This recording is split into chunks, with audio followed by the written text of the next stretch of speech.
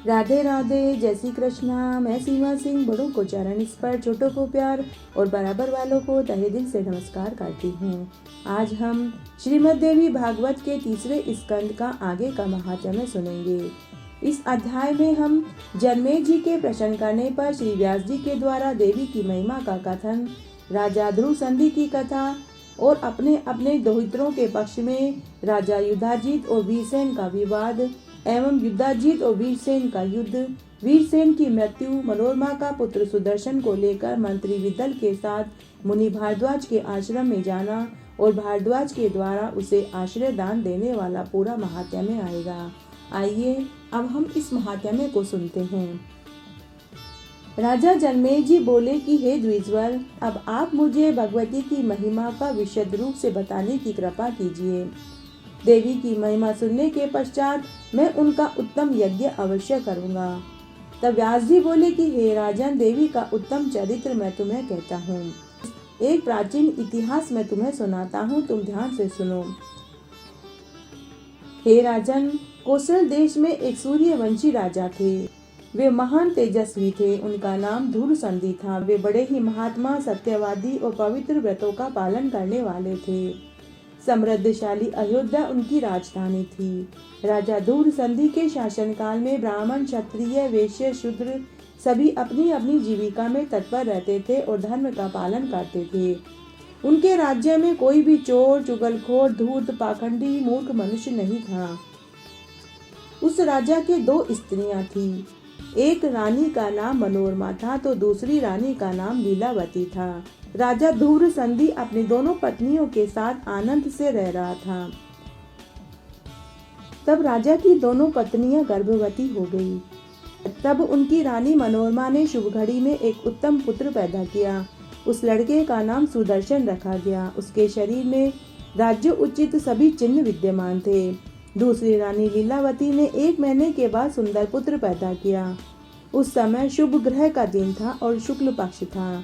राजा ध्रुव संधि ने दोनों कुमारों का जातकर्म संस्कार करवाया।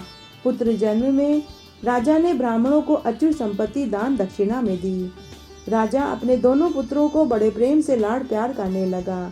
दोनों में उसने कोई भेदभाव नहीं किया। समय आने पर चूड़ाकरण संस्कार भी किया गया। मनोरमा के पुत्र का नाम सुदर्शन तो लीलावती के पुत्र का नाम शत्रुजीत था।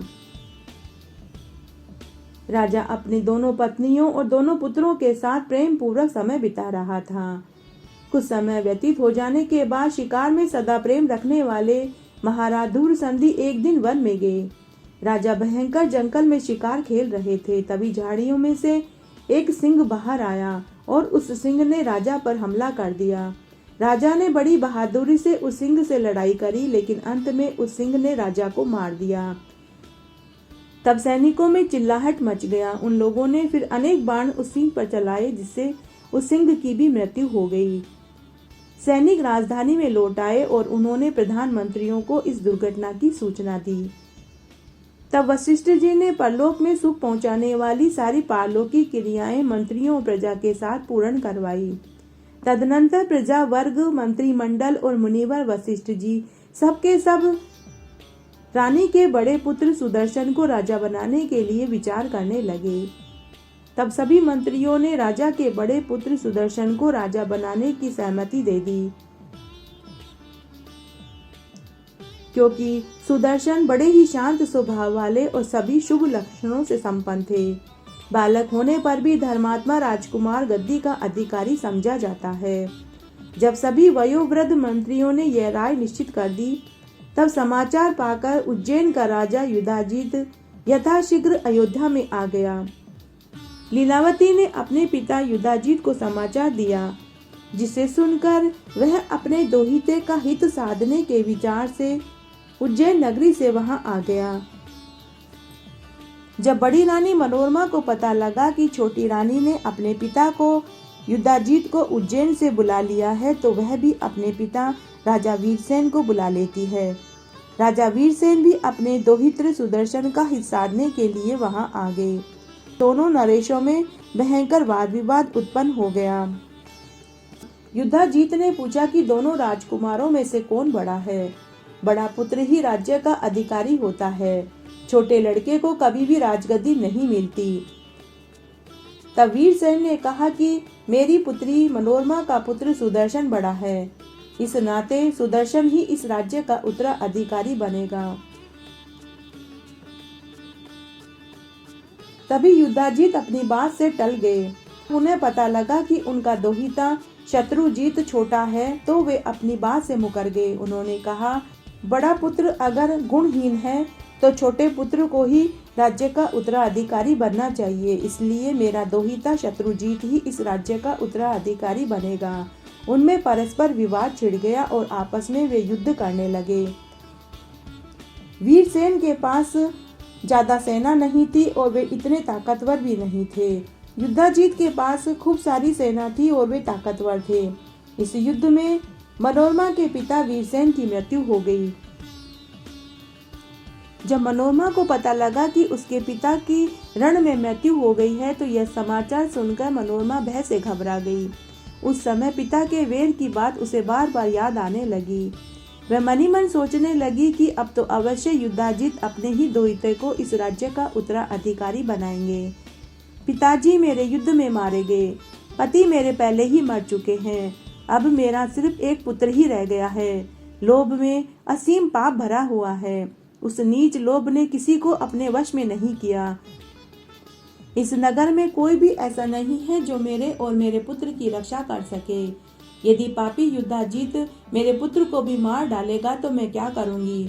जगत में मेरा कौन रक्षक रह जाएगा? मैं किसके सहारे जीवित रहूंगी? मेरी सोच तो लीलावती पहले से ही मेरे से बैर बनाए हुए है। वह दयालु बनकर क्यों मेरे पुत्र की रक्षा करेगी? जब युद्धाजित युद्ध से लौट आएगा तो वह अवश्य मुझे बंदी बना देगा और मेरे पुत्र को मार डालेगा।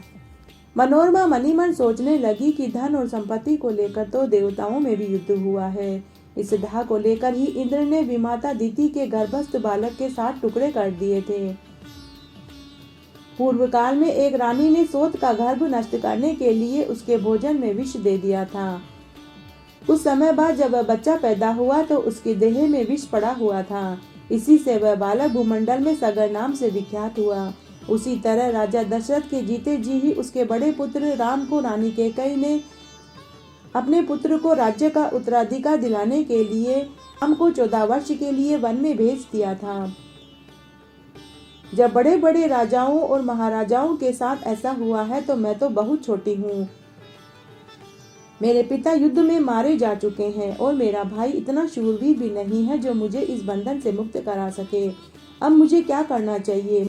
मुझे तो सबसे पहले अपने बच्चे को बचाने का ही विचार सोचना चाहिए। इस प्रकार मन में अनेक विचार करके उसने अपने विश्वास पात्र मंत्री विद्दल को बुलाया और सारी बात बताई और रोते हुए बोली कि हे विद्दल, अब मुझे क्या करना चाहिए? मेरे पिताजी संग्राम में मारे जा चुके हैं। मेरा भाई इतना ताकतवर नहीं है। मेरा यह पुत्र अब बिल्कुल बच्चा है। युद्धाजित बड़ा ही बलवान है। वह बड़ा ही कुष्ठ बुद्धि का है।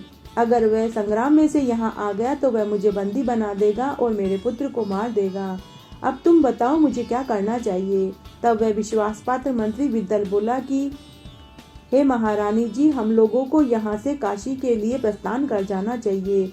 मेरा वहाँ पर एक मामा रहता है। उसके पास अटूट संपत्ति है और बहुत बल भी है। वे ही अब हमारी रक्षा कर सकते हैं। मेरे मन में तो यही विचार आ रहा है कि युद्धाजित के आने से पहले हमें यह नगर छोड़कर अन्यत्र चला जाना चाहिए। मंत्री विद्दल के इस प्रकार कहने पर रानी मनोरमा एक दासी और मंत्री विद्दल को साथ लेकर अपने बच्चे को लेकर नगर से बाहर चली गई। उस समय वह बहुत घबराई हुई थी। उसके मन में दुखों के बादल उमड़ रहे थे। पिता की इस समय युद्ध में मृत्यु हो चुकी थी। मनोरमा ने शीघ्रता पूर्वक अपने पिता का दाह संस्कार किया। जब वह अपने पिता का दाह संस्कार कर रही थी तो उसका अंग कांप रहा था। फिर वे वहां से चलकर गंगा के तट पर पहुंचे। रास्ते में उन्हें अनेक डाकू और निषाद मिले जिन्होंने उनके सारे धन को लूट लिया। रानी मनोरमा के शरीर पर सिर्फ एक अच्छी साड़ी बची थी और नेत्रों में जल भरा हुआ था।